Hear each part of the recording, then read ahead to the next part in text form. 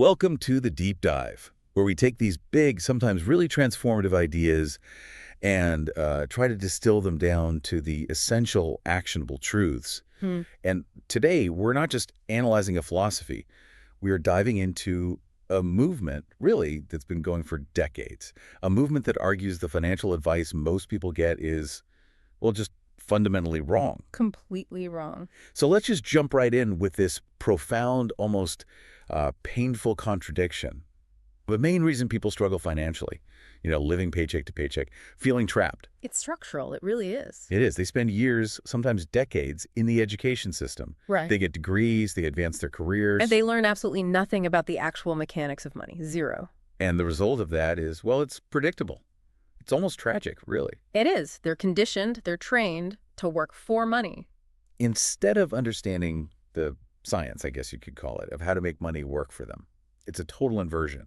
And that core programming, that clash between traditional school and real-world finance, that's really the premise of this entire deep dive. Our sources are all drawn from these foundational teachings that came from one man's experience. The experience of having two dads, right? Exactly. Two radically different but equally influential fathers, and that duality is just central to the whole philosophy. So on one side, you've got the highly educated father, the poor dad. Right. That was his biological father.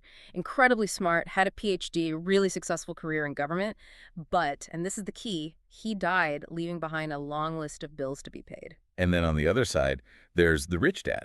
The rich dad. This was his best friend's father. He was an 8th grade dropout, but he built an empire, became one of the wealthiest men in Hawaii, and when he died, he left millions to his family to charities. And it's so important to state, this isn't a knock on formal education itself. Both of these men valued learning a lot. Oh, intensely. But they recommended two completely different courses of study. It was about what you should learn. So the poor dad, he advocated for that conventional path, the one we're all told to follow. When it comes to money, play it safe. Get a secure job. Don't take risks. That was his mantra. And the rich dad taught, the complete opposite. Exactly the opposite. He recognized that risk is just. It's unavoidable. In life, in finance, you can't escape it. So his advice was never to avoid risk, but to master it. Learn to manage risk. In that choice, right. The decision to follow one of those belief systems over the other. Yeah. That's what he argues separates the financially free from the financially trapped. That's the whole ball game. So our mission today, then, is to help you internalize that idea of managing risk and hopefully gain some real lasting control over your financial future by challenging the beliefs that kind of keep the poor and the middle class stuck. And we're going to explicitly try and dismantle 3 major pervasive myths that are just so rooted in conventional wisdom. Okay, let's hear them. Myth number 1, that you need a high income to become rich. We'll show why that's not true. Okay. Myth number 2, that your family home is an asset. This one is controversial. That's the big one. Yeah. And myth number 3, that the traditional school system, the one that trains you to be a good employee, teaches you anything substantial about financial freedom. So we'll spend our time today unpacking the 6 main lessons. They're simple, but they're pretty revolutionary. These are the lessons the rich dad taught over, 30 years? Over 30 years. And they really form the blueprint for achieving that freedom. This is not about getting rich quick. It's about changing the mental map you use to navigate the world of money. All right, let's get into it. Lesson 1. This one's maybe the toughest to internalize because it's such a huge psychological shift. Yeah. It starts with that story, right? The rich dad hiring the 2 boys to work in his convenience store. For 10 cents an hour. I mean, even back then, that was almost nothing. Right. And so, predictably, after just 3 weeks, they're angry, they're ready to quit, they want to raise, they feel totally cheated. And that's it. That feeling, the anger, the feeling of being undervalued, that is exactly what the rich dad wanted them to feel. He was provoking them on purpose. Absolutely. This is where he introduces his whole philosophy of the power of the push. He insisted that life itself is the ultimate teacher. But it doesn't talk to you, it doesn't give you a lecture, it pushes you around. So every time you're struggling, can't pay a bill, you hate your job, you resent your boss, that's the push. That's life pushing you and saying, wake up, there's something I want you to learn here. And most people, when life pushes them, they respond in one of 2 really predictable ways.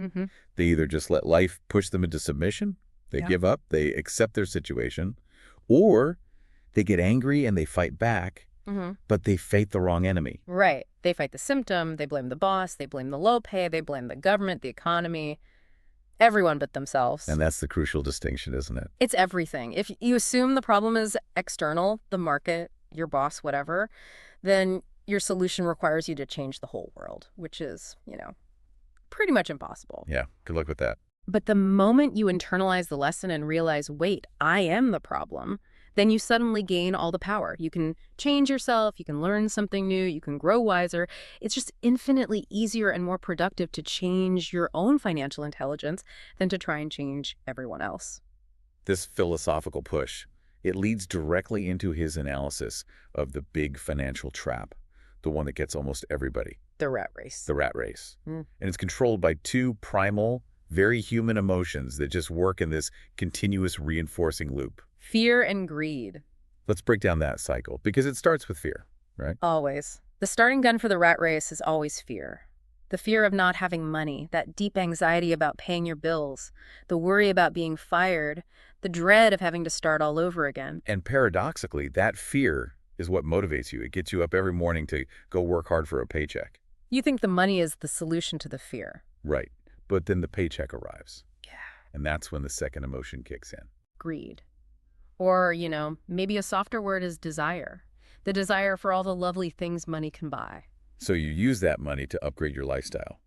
You get a bigger car, a larger house, you go on better vacations, And all that increased spending just guarantees that you need that next paycheck even more desperately. which just reinforces the initial fear. It's a perpetual motion machine of financial enslavement. It's the cycle. Get up, go to work, earn money, pay bills, spend more, get into more debt, and repeat. And people become a slave to money. Hmm.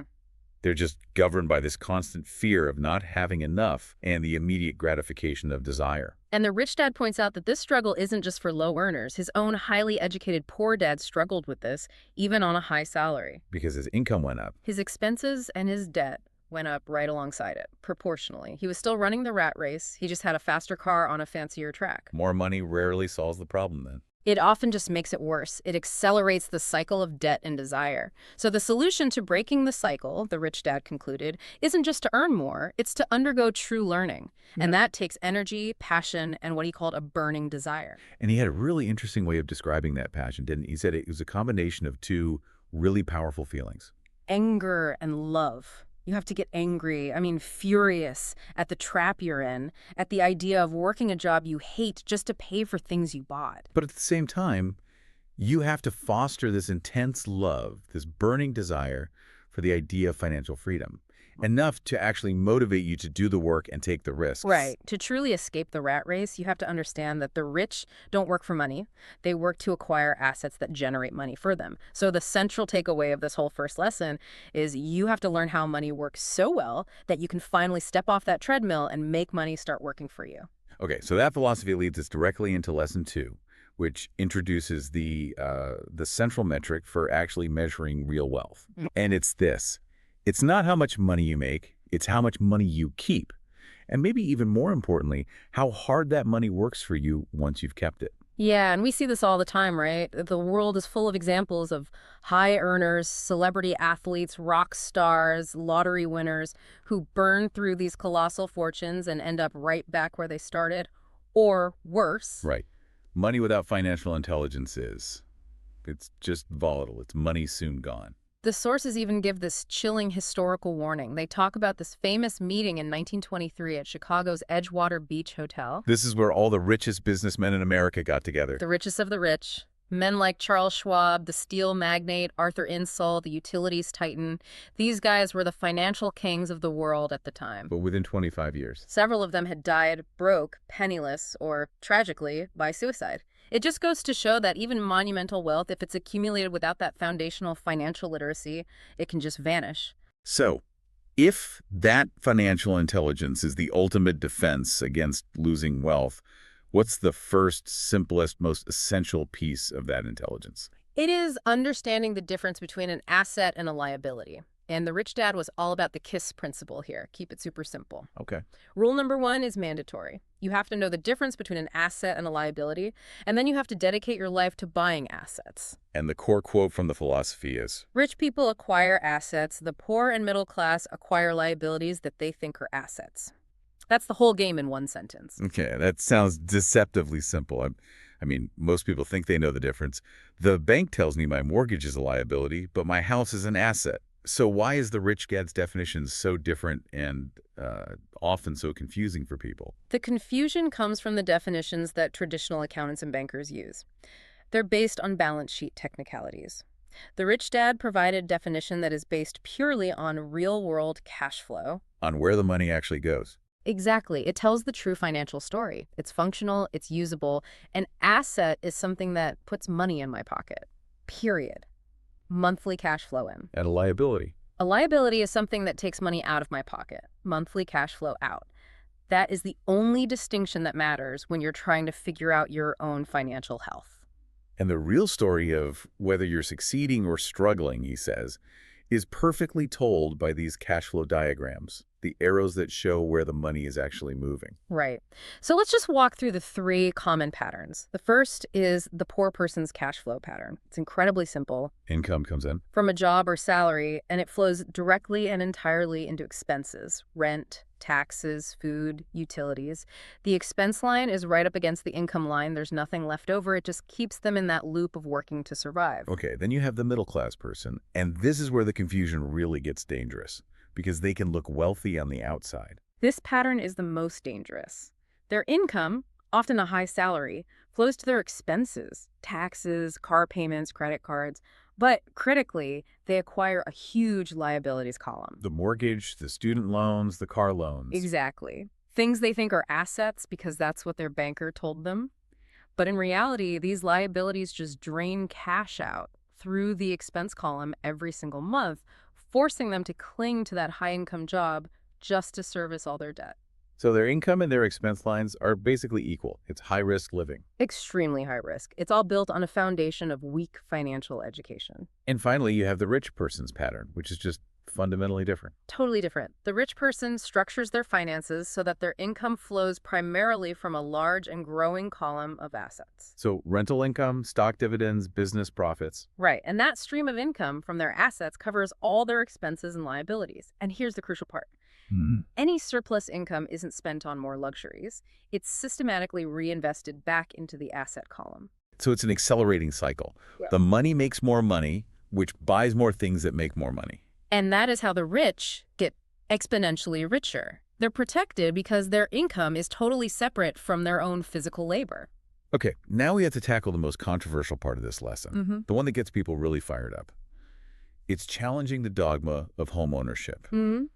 The poor dad believed, like most of us are taught, our home is our largest investment and our greatest asset. And the rich dad's response to that is probably his most famous, most provocative statement. My house is a liability, and if your house is your largest investment, you're in trouble. This just goes against the entire American dream. So you have to break down his specific argument here. Why is my house a liability? He's focusing exclusively on the cash flow pattern, not on sentiment, not on the theoretical idea that it might appreciate in value someday. So it's about the money moving right now. Every single month. While a house can appreciate on paper, the cash flow pattern for your primary residence is unequivocally outward. Every month, you're paying the mortgage, the property taxes, the home insurance, maintenance, repairs, utilities. The sources call these the ancillary expenses. And those ancillary expenses are a constant, predictable drain on your cash. Exactly. And when you buy a bigger, more expensive home, what happens to those expenses? They all go up. They all go up. So you might get a feeling of security or luxury, but financially, cash is just flowing out through the expense column month after month. That drain is a liability. And furthermore, and this is critical, the money that's tied up in your home's equity is dead money. It's not working for you. It's a massive opportunity cost. So the argument isn't don't own a nice house. Not at all. It's about not prioritizing the nice house over income-producing assets. So how does a rich person buy a bigger house then?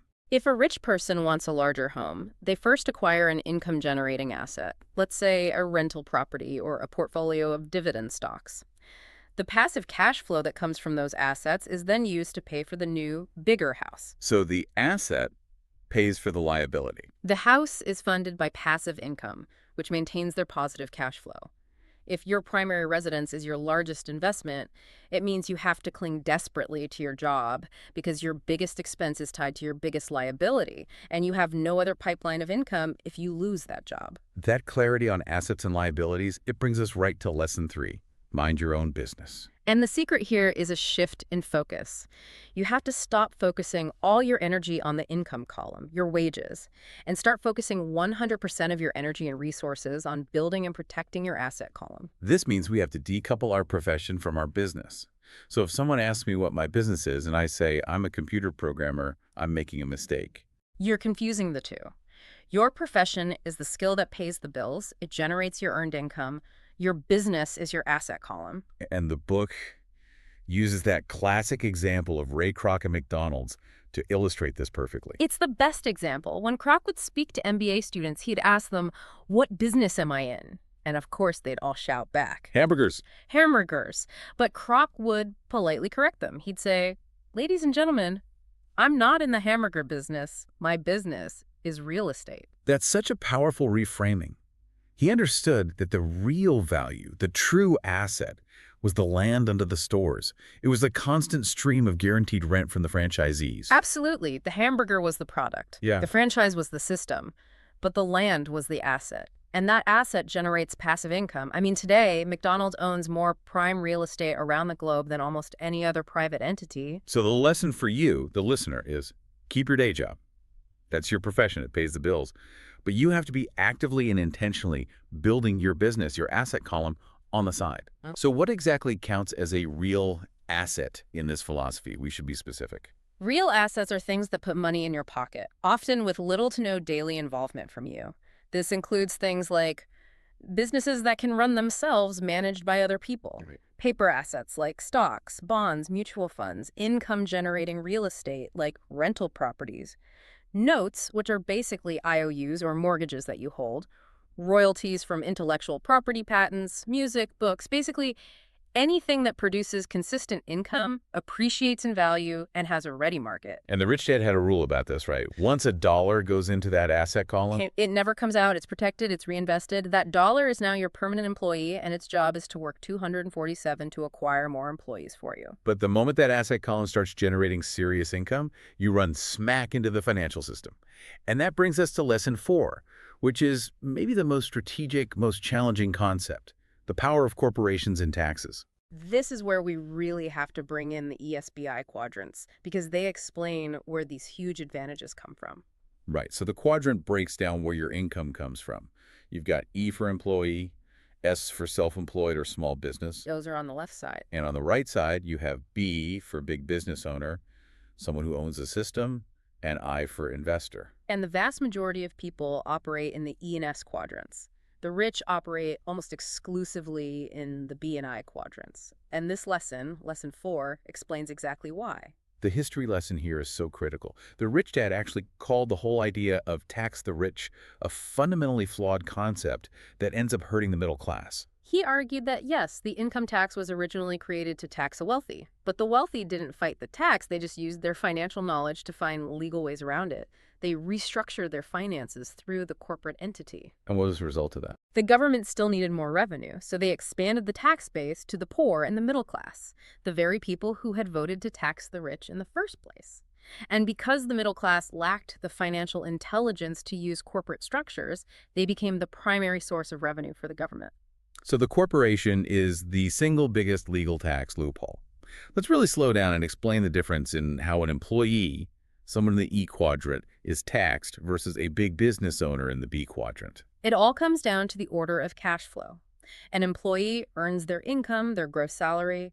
The government takes taxes out immediately, payroll tax, income tax.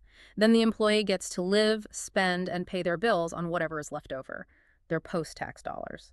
Yeah, and a corporation. A corporation in the B quadrant operates in the exact reverse. It earns income.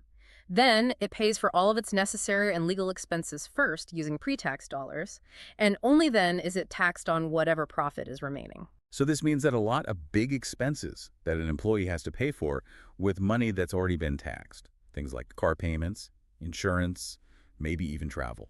A corporation can legally pay for those with pre-tax dollars. If the corporation can legally frame an expense as necessary for the business, say a company car used for business, or a retreat structured as a board meeting in Hawaii, that cost is deducted before taxes are calculated. So the rich person's income stream has already paid for a big chunk of their lifestyle with cheaper pre-tax dollars. That's a massive, massive legal advantage. It structurally reinforces wealth accumulation in those B&I quadrants. And beyond taxes, what's the other huge benefit of the corporate structure, especially in the world we live in today? Protection. Protection from liability and lawsuits. The rich use layers of corporations, LLCs, and trusts.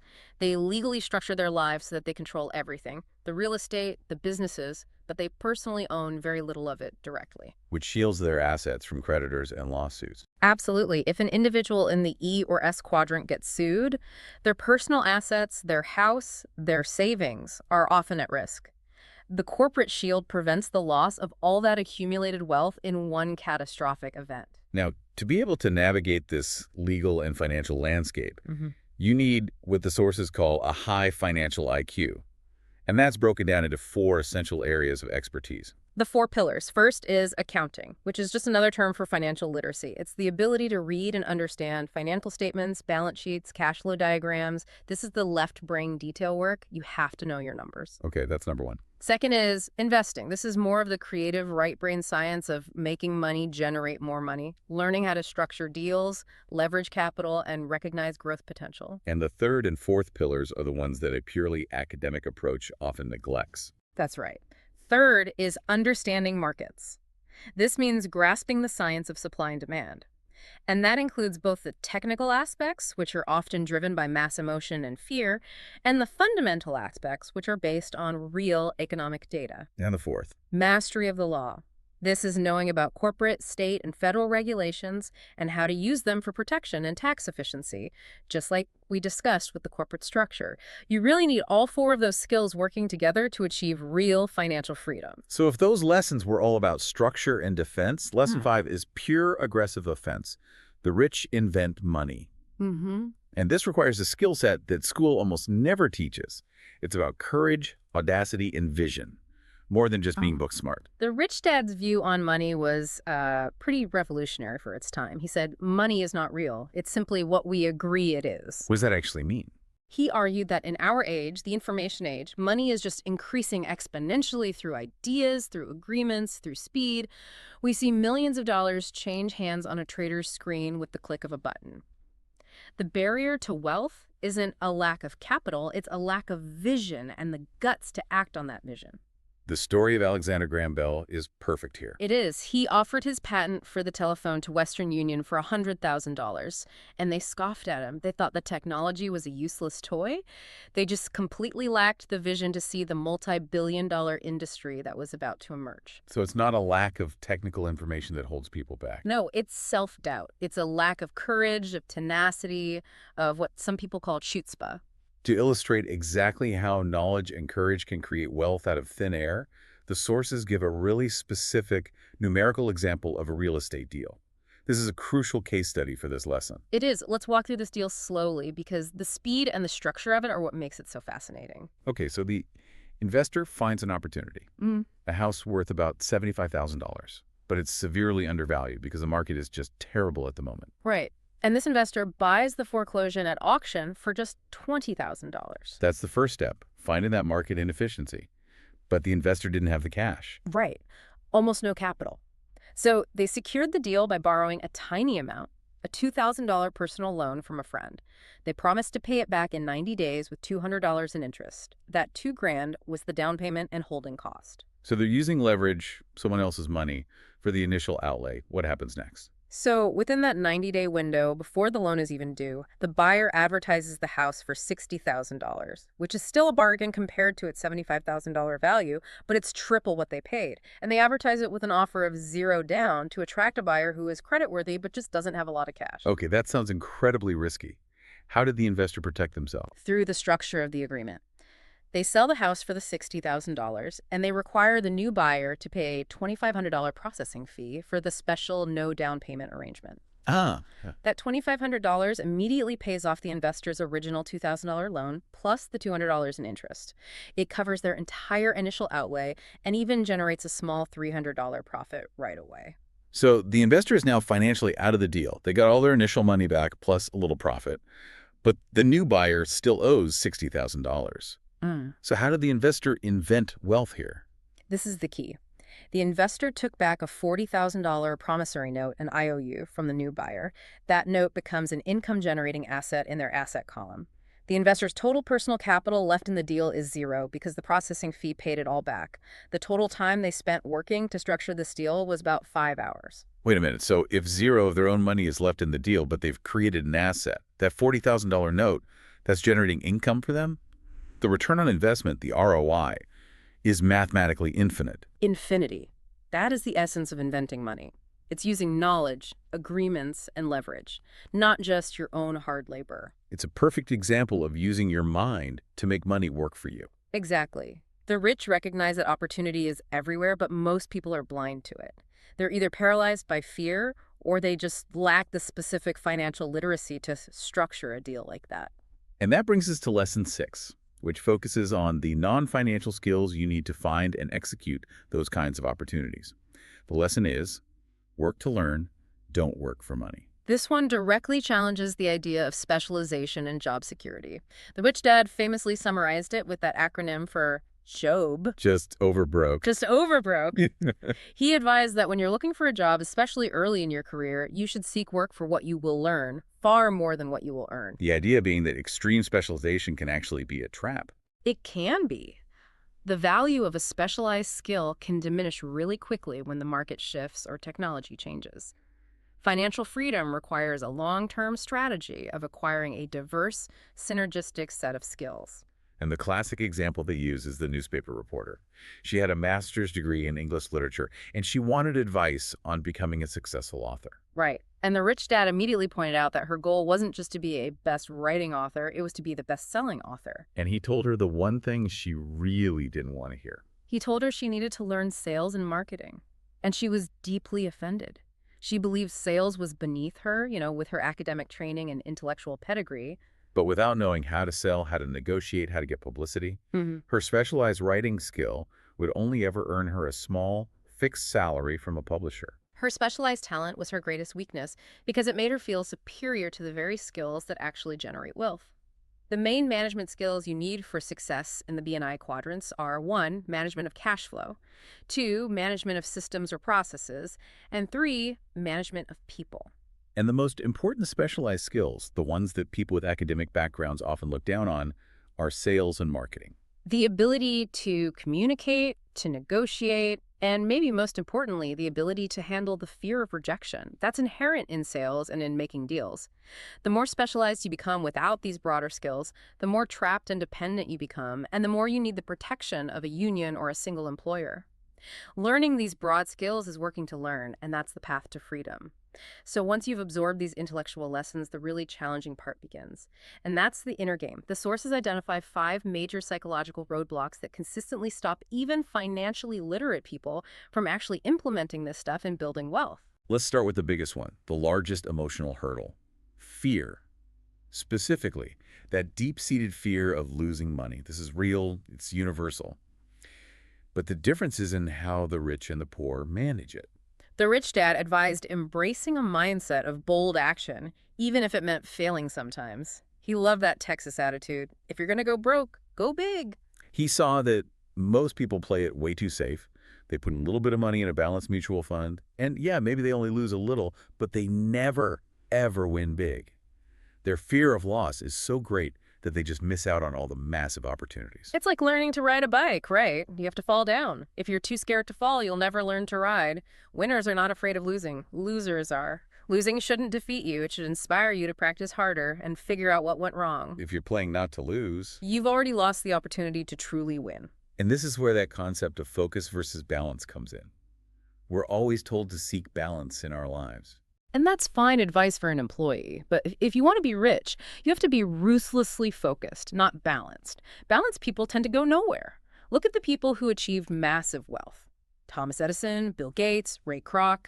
They were fiercely focused, often to the exclusion of other parts of their lives. So the advice is to put a lot of your eggs in a few very carefully researched baskets and then focus. Follow one course until successful. Exactly. Playing it safe with a broadly balanced portfolio is a strategy designed for the middle class to play not to lose.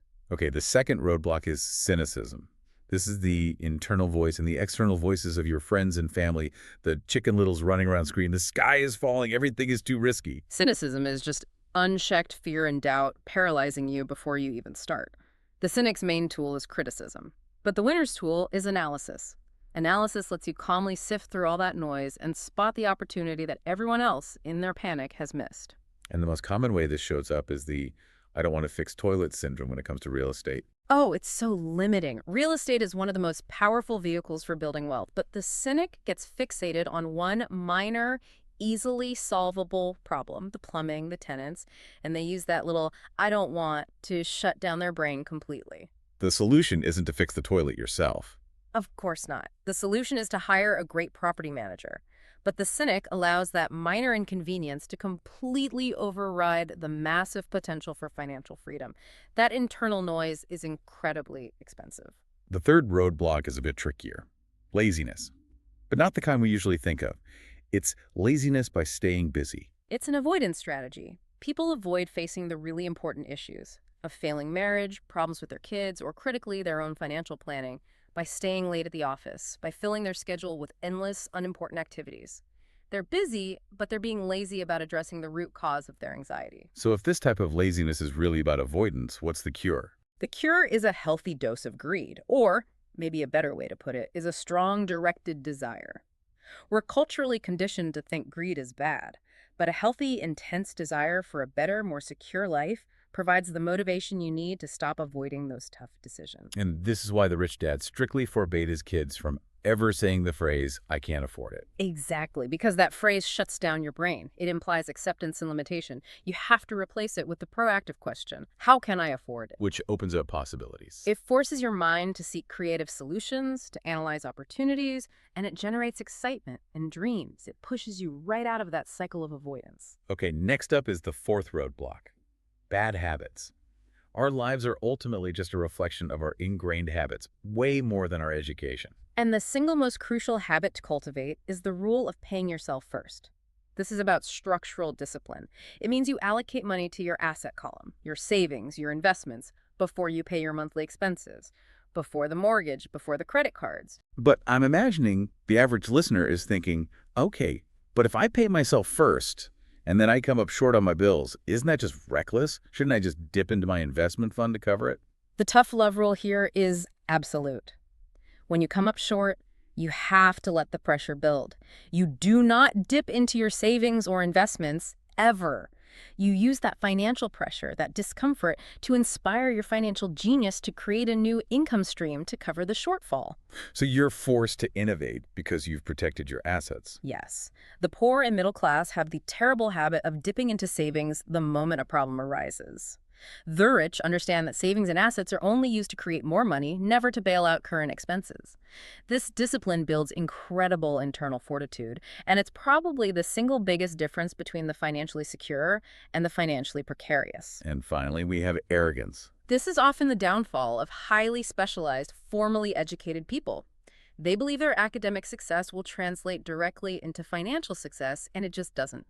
Arrogance plus high education often equals financial ignorance. A truly intelligent person. Welcomes new ideas, even if they clash with what they currently believe, because new ideas add synergy and create new possibilities. The rich operate with humility in the market. They're constantly seeking new knowledge, knowing that the market evolves way faster than any school curriculum ever could. We've covered the intellectual framework, the emotional roadblocks. Now for the most critical part. How do we actually start? Getting wealthy is like learning any physical skill. Yeah. You have to get through that initial awkward, wobbly phase. The first most powerful, actionable step is based on the definition of insanity. Stop doing what isn't working. If your current financial formula is just work harder for someone else, you need a new recipe immediately. You have to recognize that cycle and make a conscious choice to break it. And when you break that cycle, where does that first dollar's investment capital need to go? Before stocks, before real estate. Invest first in education. Your mind is the most powerful asset you control, and your knowledge dictates the deals and opportunities you're even capable of seeing. Don't just blindly buy investments a broker tells you to. Investing seminars, audiobooks, courses, specialized knowledge. The author gives a personal example of this, The right? powerful one. He spent $385 on a 3-day real estate course that taught him the mechanics of leverage and structuring deals. And that knowledge ultimately generated over $2 million in wealth for him. That education was the investment that bought his freedom. It just speaks to the power of how fast you can learn. That's the most critical skill in a world that changes this quickly. Absolutely. So the second major action item is direct participation in the market. Make lots of offers. Most people are too scared to even engage. But when you're buying or selling, you simply don't know the right price or the best structure until you start negotiating. The rich don't wait for the perfect deal to fall into their lap. They create it through volume. And this should be low-risk negotiating. I love the rich dad's comical example of having an escape clause about needing his cat partner to approve the deal. Exactly. Make offers with escape clauses, keep the game fun, approach the market with curiosity. You just have to get out there, talk to people, make real concrete offers, and negotiate. Because statistically, eventually, someone is going to say yes. And that one yes can be what launches your entire asset column. And crucially, this involves fundamentally changing how we view market downturns and crises. It's a total mindset shift. Consumers are trained to shop for sales on consumer goods. They run to the store when toilet paper is discounted. But when the housing market or the stock market has a massive sale, a crash or a correction, the average person runs away in fear and panic. While the wise investors, operating under this philosophy, they see that crash as the greatest opportunity imaginable. Correct. They understand that profits are made in the buying, not in the selling. You have to buy when things are unpopular, when the price is low, when the market is depressed. And then you wait. This means looking in places the average person avoids. Foreclosure auctions, courthouses, distressed asset sales. You can't just rely on traditional real estate agents or financial advisors. The goal is always to acquire the asset for less than its intrinsic value. So, to really synthesize this whole philosophy, let's just circle back to that critical distinction that the ESBI quadrants provide, especially in relation to the 3 types of income they generate. Right. First, you have earned income. That's your salary. It's the highest tax form of income, and it comes from the E and S quadrants. Then you have passive income, which is typically generated from real estate or businesses you own but don't run day to day. This is generally the least taxed income because of corporate structuring and depreciation laws. And that's from the B&I quadrants. Exactly. And finally, you have portfolio income, which is generated from paper assets like stocks and bonds. So the entire goal of financial literacy, then, is to strategically convert your high-taxed earned income into passive or portfolio income as quickly and as efficiently as you possibly can. It's about moving from the left side of the quadrant, the E and S, to the right side, the B and I. And this brings us back to that core belief Yeah. that the old idea that it takes money to make money is just the thinking of financially unsophisticated people. Money is only an idea. True wealth is acquired by applying your mind, not just by exhausting your body. If you're equipped with real financial confidence, you start to realize that investing isn't inherently risky. As the rich dad always taught, echoing Warren Buffett, risk comes from not knowing what you're doing. You have to choose to learn the science of making money work for you and recognize that the market rewards the informed and the bold. Which brings us to our final provocative thought for you to take away. The rich dad's ultimate guiding principle was this: what is in your head determines what is in your hands. And that question's fundamentally about choice. It's about your legacy. You have to decide today if you are Ed, who works hard every single day hauling buckets of water and whose income stops the second he stops working. Or if you're Bill, who spent his time building a durable, self-sustaining pipeline so that water and money flows automatically whether he works or not. Stop hauling buckets. Start using your mind and begin building that pipeline today.